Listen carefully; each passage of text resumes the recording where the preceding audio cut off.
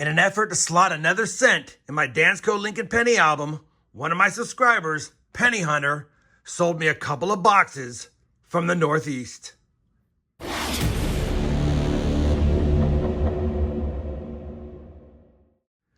Hey everyone, it's RobFindsTreasure and welcome back to my channel. Like I said in the intro, I've got a couple of Northeast penny boxes.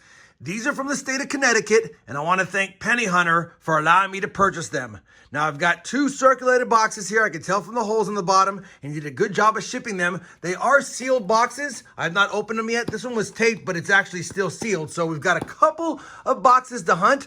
Obviously, being from the Northeast, we'll see our fair share of Philadelphia minted coins, hoping to score a variety or two, but more importantly, hoping to slot a cent that's been a while since we've done so in my Dansko Lincoln Penny album. So far, through the first 263 boxes we've searched, we're stuck at 208 of the 234 cents that this book holds, and we've got two more in front of us. This is going to be episode number 141 of the series, and it's boxes 264 and 265. Now, obviously, at the end of the hunt, we'll compare all of the finds to see if we have any of those additions and upgrades, and also, because it's from the Northeast, we might see our fair share of Canadian small cents, so I'll be keeping an eye out for those as well to see if we can slot a cent or two in these books. In the meantime, we're going to go ahead and slide the books out of the way and get right to the hunt. Like I said, we know they're circulated coins. Hopefully, we've got a good amount of oldies in here. All right, just a little bit of damage on some of the rolls from shipping. That's normal. I don't see any obvious wheat cent enders, but I do see a 1950 something here. Yeah, 1957 Denver. So we do have at least one wheat cent ender on this side. Could be a good hunt. You guys know the drill. I'm going to start cracking rolls. As soon as I have a find, I'll be sure to bring you guys back in. Very first roll of the hunt. Already got a handful of copper and a 74 Canadian. And now we have our first wheat cent. Wheat cent number one is a 1945 Philadelphia. Roll number two is going to have our second Canadian. And normally I wouldn't film them, but this one's going to be 1942. So it's going to be a King George VI. And we'll definitely take that. Not sure we need that one, but it's nice seeing an older one. Two Canadians already in the first, basically not even two rolls. Roll number three, wheat cent number two. The 1956 Denver, and the Canadians are stacking up. Roll number four is going to have at least two wheat cents. I can see a reverse here. It looks kind of old, and I see a 1945 back there. The older looking reverse. Wow, that is old. 1913, 110 years old. I don't think we need any of the Philadelphia teens, but man, we'll definitely take that. 1913 Philadelphia for wheat cent number three. And because I can see it, wheat cent number four is another 1945. Roll number seven. Already have five wheat cents. A 1945 Denver this time. Roll number 10. Wheat cent number six. And that's going to be a 1946 Philly. Roll number 12 is going to give us our seventh wheat cent. Wheat cent 7 is a 1958 Denver. And we already have 8 Canadians. Well, roll number 18 is going to give us our first DDO, doubled die obverse, and it's going to be the 2015 Philadelphia DDO. It's not in the best shape, but I have it under the scope. Hopefully you guys can see this well enough, but we've got splitting on the 2, the 0, we got split serifs on the 1, and doubling on the 5. It is the DDO 001, not a variety recognized by PCGS yet. I wish it was in better condition, but we definitely have that one right there. 2015 DDO number 001. Again, not in the best shape, but still a variety found nonetheless. We have a better one already in our collection, but I'll take any varieties I can find any day of the week. Roll number 19 will give us wheat cent number 8. Wheat cent 8 is another 1946 Philadelphia. Same roll, we've got another oddity here. I got a 1984 Philly under the scope, and I always check them for that doubled ear, which it doesn't have. But take a look at this. It looks like it might have been struck through something, because we definitely have a raised element on the planchet, and it does look like the hair was struck behind it, if you will. So maybe a strike through. Either way, kind of a cool find right there. Probably not worth much in this condition and based on where it's at, but still something I'll add to my miscellaneous jar. Just grabbed roll 20 out of the box, and this is the one that has that 1957 Denver wheat cent ender for number 9. Let's see if it has any friends with it. Wheat cent ender, wheat cent 9, 1957 Denver. Same roll, and we have an even nicer 1957 Denver. It does have a ding on his cheek, but not too bad a condition at all. Roll 23, wheat cent number 11, 1948 Philadelphia. Well, roll 25 is going to give us a very old Canadian cent. Sliding down the roll, and take a look at that. It's going to probably be in the 30s or earlier. Canada 1 cent. 1932. Holy cow. That should have King George V on it. And it does. We might need that one for the Canadian book because that's an oldie. I'll definitely take that. Second old Canadian found, but that's the oldest by far. Let's find some more. Roll number 30 is going to give us wheat cents number 12 and 13. Number 12 near the back of the roll is a 53 Denver. And number 13 peeking out is a 1941 Philly. So we'll quickly scope it for the 3 different DDOs at the date. On Liberty, which is tough to see with the damage, but easily identifiable on Trust, which it's not. 1941 and a 53D. That's 13 wheat cents through 30 rolls. Roll 31. We now have 14 wheat cents. That's another 1941. So just a quick scoping, see if anything stands out to me. And I don't see any identifying markers. Another 1941 for the board. Roll number 35. Wheat cent number 15. Another 1945 Philly. Roll number 42 is going to have 2 more wheat cents for number 16 and 17 of the hunt. Number 16 is reverse facing right in front. And that's a 52 Denver. And I saw the old edge, so I went ahead and just took a quick peek. And sure enough, it was an older wheat cent. It's only going to be a 1935. Let's just double check for any mint mark because it has damage. That's just going to be damage there. 1935, Philadelphia, minted wheat cent. Second oldest of the hunt. And now 17 through 42 rolls. Roll 47. Wheat cent number 18 is going to be a 1951 Denver. Roll number 50 is going to give us a parting gift for wheat cent number 19. And that's a 1951 Philly. Let me finish this roll and I'll give you a recap of the finds of box number 1. We have finished that first Northeast box, and I'll tell you, it lived up to what they usually do for me. I can always depend on a good amount of wheat cents, a good amount of copper, a lot of Canadian, some side finds, and sometimes even some varieties. What a great first box. 19 wheat cents on the board. We got a 1913 and a 1935. That's the 2 oldest. We got a total of 28 Canadian cents. A Laureate portrait from 63, a King George VI from 42, and a King George V from 32, and a whole bunch of others. We also ended with 8 59s, 2 bright and shinies, a 1960 and a 1970S, not the small date. Only one 69S, not the DDO.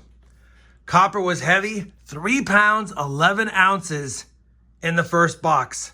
Crazy. On top of that, we did get that 2015 DDO 001 and what looks to be a 1984 strike through. I don't know if it's hair or something, but something definitely was struck through that coin. Nice little miscellaneous find. 1 box down, the board is pretty full already, and we've got the sister box. Let me go ahead and slide this over and get a live opening with you guys. See if we have any wheat cent enders on this box. Well, we don't have any wheat cent enders, but holy cow, take a look at the number of memorial backs I see versus shield backs. Definitely could be another good box. Definitely have a lot of copper. Oh, and I just noticed it. We do have a wheat cent ender right there. I did not see that initially, but man, that looks like another good box. Wow. We know we have 20 wheat cents with that ender, but that'll come later in the hunt. Let's continue the hunt, add to the board, see if we can get something for the books, and see if there's more varieties. I'll be back with my first find of box number 2. Box number 2, roll number 1, a wheat cent right off the bat. This will now officially make 20 for the hunt, and it's a 1957 Philadelphia. Third roll of box number 2, wheat cent 21 for the hunt. a 1952 Denver. Roll number 55 of the hunt will give us our first foreign find from the second box, and it's not Canadian this time. It's going to be a 1987 1 cent with Queen Elizabeth II on it from Bermuda. We'll add it to the foreign section. Oh, and while I have you here, I can already see it. We do have wheat cent number 22 hiding in the back. When I flattened it out, I saw it. Looks like it could be old. And it's not. 1945 Philly again. Roll 56. Wheat cent number 23. A 1944 Philly. Roll number 63. Wheat cent number 24. Another 1945 Philadelphia. Roll number 66. 25th wheat cent makes half a roll. 1949 Denver. Just grabbed roll 69 out of the box, flipped it around, and we're going to have wheat cent number 26, and it looks like it's a 1947 Philly. Let's pull it out, confirm it, and see if it has any friends with it. That wheat cent ender is indeed a 1947 Philadelphia. Running out of room on the board. Roll 73, wheat cent 27, 1944 Philly. Roll 75 will give us two more wheat cents, 28 and 29. 28 is a 53 Denver, and 29 is peeking out back here. It's a 1957 Denver. Roll 76 is going to give us another old Canadian, and it's going to be from 1947. Not the maple leaf variety, just the 1947 King George V. We'll definitely take that one. Another old Canadian for the board. Maybe the book. Roll 78 is going to have two wheat cents touching each other. That's going to be number 30 and 31. Wheat cent 30 is a 53 Denver, and wheat cent number 31 is a 1940 Philadelphia, first from that year. Roll 79, wheat cent number 32, a 1954 Denver. Well, we're on roll number 83, and I don't know what we have here because it is way too slick to see what it is. I can't even decipher whether it has a wheat back reverse or memorial back reverse. So because of that, I can't count it as a wheat cent. I mean, I think I see stuff sometimes, maybe a wheat back, but without a date, I won't know. I'm going to work on it a little bit longer and see if I can extract any information, but I'm not going to count it as a wheat cent since I don't know for sure if it is one. Man, and I weighed it, 2.75 grams. That's how much it's been worn down. Let's get back to the hunt. I'll let you know if I find anything out about that one. Roll number 84 is going to give us wheat cent number 33, which is a 1946 Philadelphia. And while I have you here, I think I can confirm that that last find is a wheat cent. If I look at the back right here on the very top in the right spot, I think I see a O and an N for 1 cent. It's exactly in the right spot on the reverse, but we don't know what year it is. So we'll count as wheat cent number 34. Unfortunately, I can't put it in the book. Now let's get back to the hunt. Roll number 87, wheat cent number 35, a 1951 Philadelphia. Roll number 90 of the hunt. Only the second and third coins of the roll, back-to-back wheat cents, 36 and 37. And coincidentally, wheat cent 36 is a 1936 Philly. So we'll quickly scope it for any of the doubling on this coin. I do not see it, but it's good seeing another one from the 30s, 1936. Wheat cent number 37 is even older, and I think there's a mint mark. 1926 Denver. I don't know if we need a 1926 Denver. If it would have been an S, that would have been a great find. But 1926D is not that bad. I'll have to check the book to see if we need it. That's a couple of oldies back to back, and maybe the last row of this box might be pretty hot. I'm going to double check that. I'll let you know on my next find if it's one for the book. Roll number 91. Wheat cent 39 is a last year wheat cent, 1958D. And for those wondering, we have a 26D. We don't have a 26S. Roll number 92. Wheat cent number 40, 10 away from a roll. 1956 Denver again. Roll number 94. Wheat cent number 41 is going to be another 1940 Philadelphia. Roll number 96 is going to have wheat cent number 42, and it was an end coin. I didn't look. I just opened it. When I laid it out, it was right there. So we missed that one, but we found it now. Wheat cent 42, a 1953 Philadelphia. Roll number 98. Wheat cent number 43. And that's going to be a 1946 Philly. Roll number 99. Wheat cent number 44. A 1945 Philly seems to be the most popular date today. The last roll of the box and the hunt will give us at least one more wheat cent. It's pretty damaged. It's number 45. And I think it's a 1946. It could be a 45 or a 46. I think it's a 1945. Either way, we'll put it down as a 45. We've got lots of those. Oh, and 45 wheat cents, coincidentally.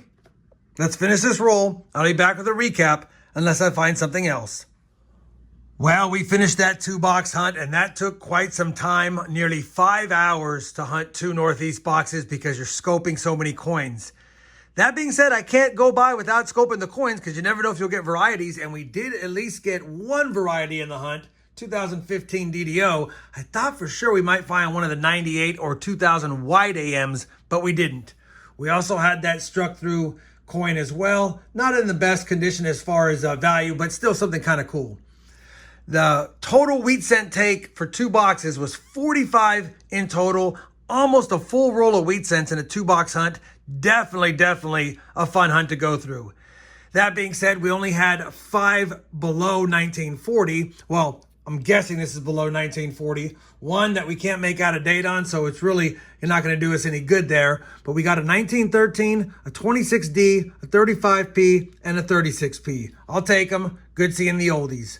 The rest of these are pretty common, and there was no really great condition ones other than a 57D, but we already have a nice one in the book.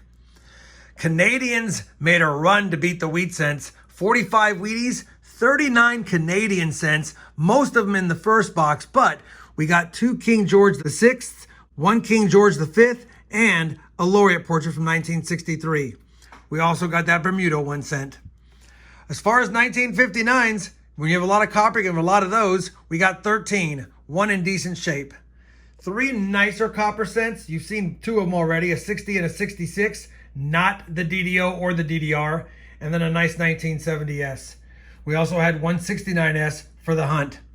As far as copper, we had to go with a second cup because that's 5 pounds there. A grand total of 7 pounds, 7 ounces of copper in 2 boxes.